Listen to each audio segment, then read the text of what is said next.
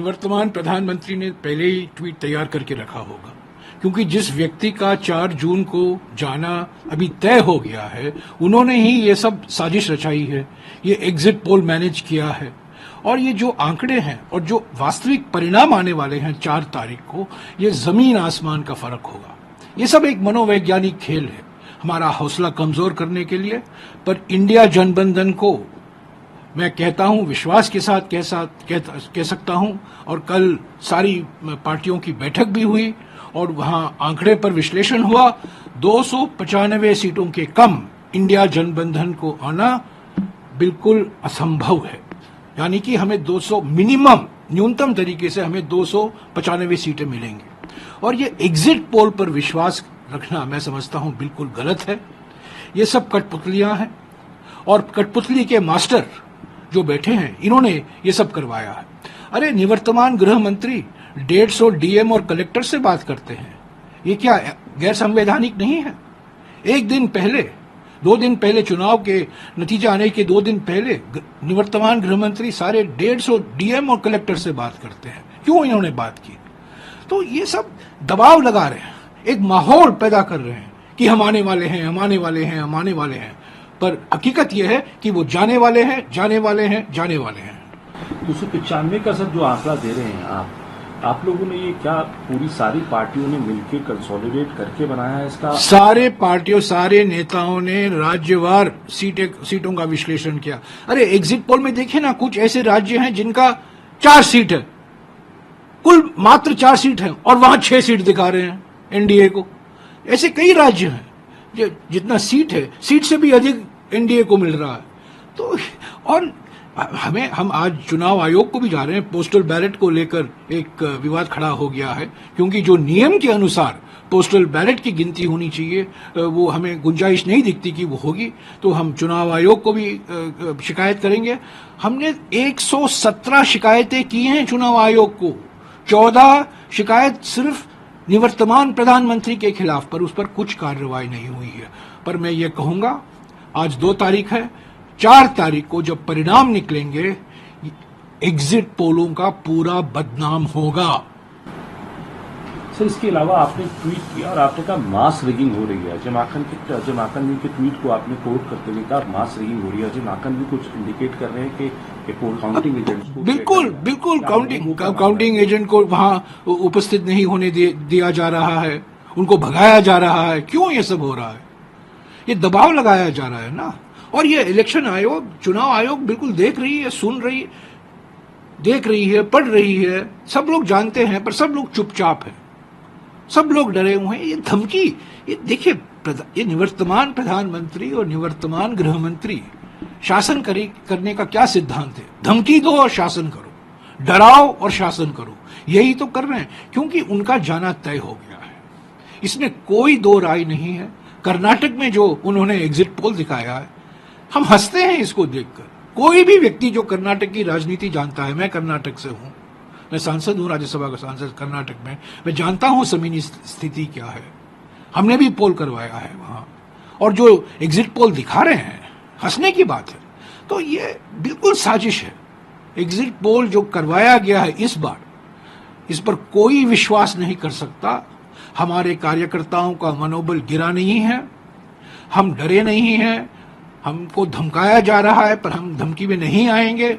4 तारीख को हम रहेंगे, उपस्थित रहेंगे, और आप देखेंगे 4 तारीख को ये निवर्तमान प्रधानमंत्री का जो मनोवैज्ञानिक खेल है वो विफल होगा। तो ये जो एग्जिट पोल है, ये भारतीय जनता पार्टी के दफ्तर में तैयार किया गया है, और जितने भी आंकड़े आप देखेंगे, सारे टीवी चैनल के आंकड़े लगभग एक जैसे हैं।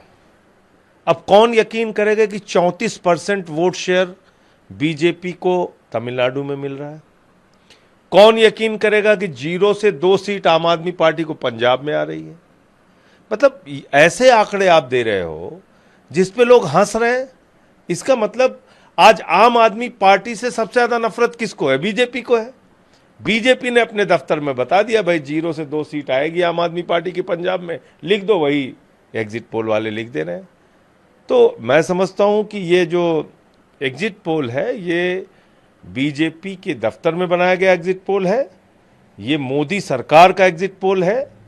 ये एग्जिट पोल जनता के वास्तविक निर्णय से दूर दूर तक कहीं भी मैच नहीं करता।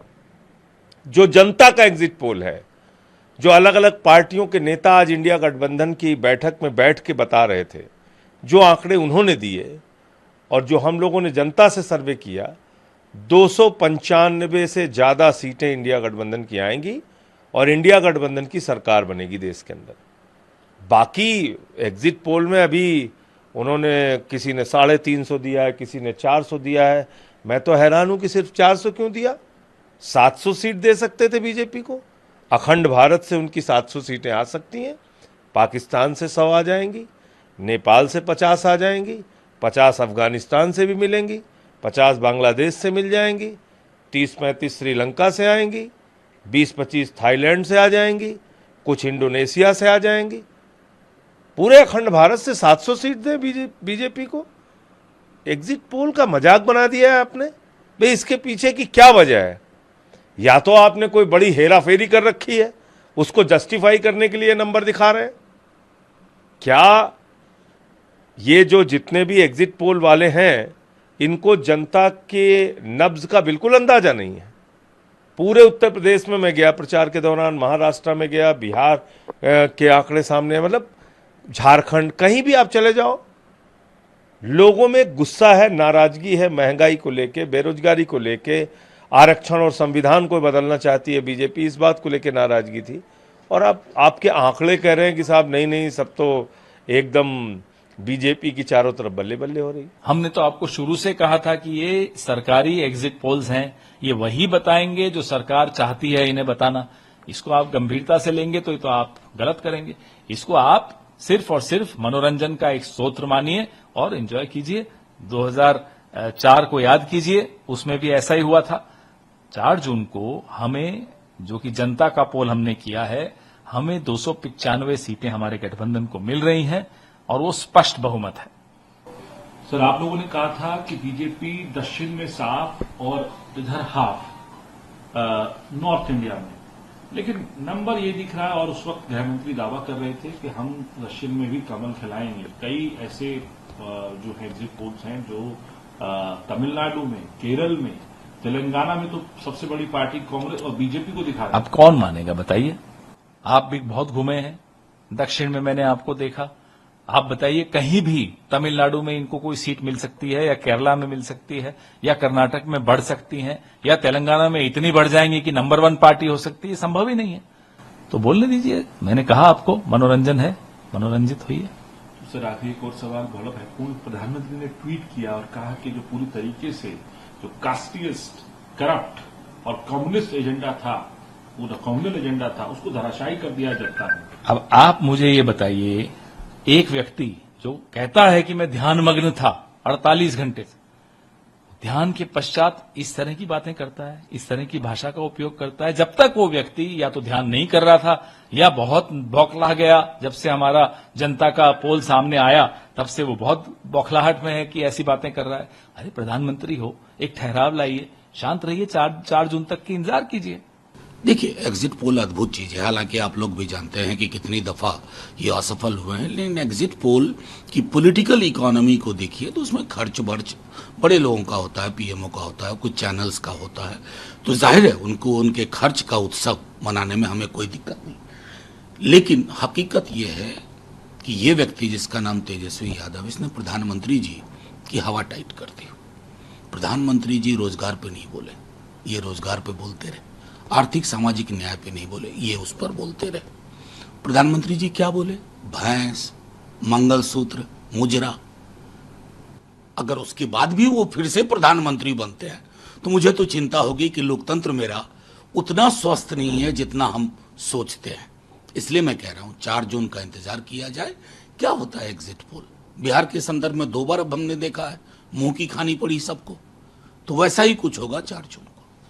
इंडिया अलायंस की कल बैठक हुई है, इंडिया अलायंस ने भी 295 प्लस सीट आप लोग। देखिए, जो जमीन से दस्तक आ रही है, आहट आ रही है, जो संदेश आ रहे हैं अलग अलग राज्यों से, वो इसी की ओर इशारा कर रहे हैं। और जाहिर है, मैं अभी भी कहूंगा 4 जून में चंद घंटों का अब फर्क, उसके बाद दूध का दूध, पानी का पानी हो जाएगा। देखिए, ये इंडिया है कहाँ? ये जो आंकड़ा दिया है, ये आंकड़ा हमारे प्रधानमंत्री जो साधना तपस्या कर रहे थे, कैमरा 10-12 कैमरे लगाकर, वो कैमरे से आया हुआ आंकड़ा है। ये एग्जिट पोल, ओपिनियन पोल, ये कॉरपोरेट खेल है। ये पैसा फेंको, तमाशा देखो, जो आंकड़ा चाहिए आप निकाल सकते हो। अगर कल हम सत्ता में होंगे और हमारे पास अमर्याद पैसा होगा तो हमें जो आंकड़ा चाहिए वो एग्जिट पोल के माध्यम से हम निकाल सकते हैं। ये मटका है, समझा ना? ये हमें मालूम है। किसी भी हालत में इंडिया ब्लॉक, इंडिया अलायंस 295 से 310 उसमें सीटें जीतकर सरकार बनाने जा रही है। इंडिया आघाड़ी सरकार बनाएगी। ये डर है। ये जो आंकड़े आते हैं ना 10, 15, 20 एग्जिट पोल की कंपनी से, ये खेल है, धंधा है भाई। ये क्या एनजीओ चला रहे हैं क्या? कोई पैसा देता है, उस हिसाब से वो आंकड़े लाकर सामने रखते हैं। दबाव भी है सबके ऊपर। जयराम रमेश जी ने कल एक ट्वीट किया है, कल जानकारी दी है कि अमित शाह जी, गृह मंत्री देश के, जो आज कार्यवाहक गृह मंत्री है, लगभग 150 से ऊपर कलेक्टर्स, डीएम को फोन कर चुके हैं और धमकियां दे रहे हैं। क्यों? क्या चुनाव में गड़बड़ी करना चाहते? मतगणना में गड़बड़ी करना चाहते? आप धमका रहे हो? अपने हिसाब से निर्णय में फेरफार करना चाहते हो आप? ये आपकी डेमोक्रेसी है? ये आपका लोकतंत्र है? तो हमारा सबके ऊपर पूरी तरह से ध्यान है। इंडिया आघाड़ी सरकार बनाने जा रही है, इंडिया ब्लॉक। महाराष्ट्र में आंकड़े, आप मुझे मालूम नहीं आंकड़े क्या दिए आपको। हम 35+ जीतने जा रहे हैं महाराष्ट्र में। हम जीतने जा रहे हैं और हम जीतेंगे। क्या लगता है 2 पार्टी छोड़ी है महाराष्ट्र में, तो कुछ फायदा नहीं होगा। पार्टी नहीं फोड़ी है, बीजेपी ने अपना नसीब फोड़ा है। आप देखिए, ये पार्टी तोड़ना फोड़ना आप भूल जाइए, वो तपस्या से कुछ फायदा नहीं होगा। हम लोग शिवसेना, हमारा जो पुराना आंकड़ा है 18, वो कायम रहेगा।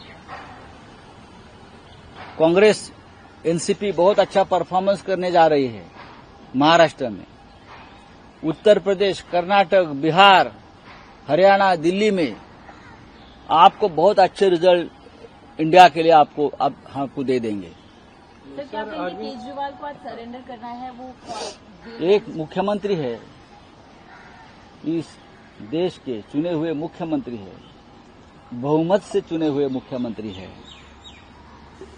उनके ऊपर कोई अपराध, कोई गुनाह अब तक साबित नहीं हुआ है। फिर भी नरेंद्र मोदी और अमित शाह की ये तपस्या है कि एक निर्दोष व्यक्ति को जेल में भेजो। इसलिए जो डरते हैं, चुनाव हारने से डर गए हैं, केजरीवाल जी बाहर रहेंगे तो उनकी सरकार नहीं बनेगी और नहीं बनने जा रही है। लेकिन सुप्रीम कोर्ट का हम आभारी है कि केजरीवाल जी को 20 दिन की मोहलत दी प्रचार के लिए। हमारी पूरी संवेदना केजरीवाल जी के साथ है और हमें विश्वास है जल्दी ही सरकार बदलेगी। ये तानाशाही की सरकार जाएगी और केजरीवाल जी और उनके जैसे सैकड़ों लोग जो जेल में डाल दिए हैं, चाहे महाराष्ट्र हो, चाहे दिल्ली हो, चाहे झारखंड हो, वो बाहर आ जाएंगे। नाना पटोले ने कहा है कि पीएम फेस के लिए लोग जो है, कॉमन जनता जो है, वो राहुल गांधी का ही चेहरा देखना चाहती है। कल राहुल गांधी जी राहुल गांधी जी बड़े नेता है। राहुल गांधी जी देश को लीड कर रहे हैं। इस बार कांग्रेस पार्टी के लिए बहुत बड़ा कैंपेन किया राहुल जी ने। लोकप्रिय नेता है। राहुल जी की वजह से ही मोदी जी को तपस्या करनी पड़ी, ध्यान करना पड़ा। ये सब कुछ है। लेकिन हम जब चुनाव आ जाएंगे, परिणाम आ जाएंगे 4 तारीख को, तो 15 मिनट में प्रधानमंत्री कौन है वो चेहरा सामने आ जाएगा। लोग चाहते हैं कि राहुल गांधी ने देश का नेतृत्व करना चाहिए, हम भी ये चाहेंगे। सर, अरविंद केजरीवाल यांच्या केसमध्ये दोन्ही पक्षाची बाजू ऐकून घेतल्यानंतर 5 जूनपर्यंत निकाल सांगितलं. 5 जून नंतर तो निकाल देणार आहे. कदाचित 4 जूनला सरकार बदलेल आणि त्यानंतर न्यायालयावरचा दबाव हा कमी होईल आणि न्यायालय सत्यमेव जयते सत्याचा आधार घेऊन निकाल देईल. चले, थँक्यू.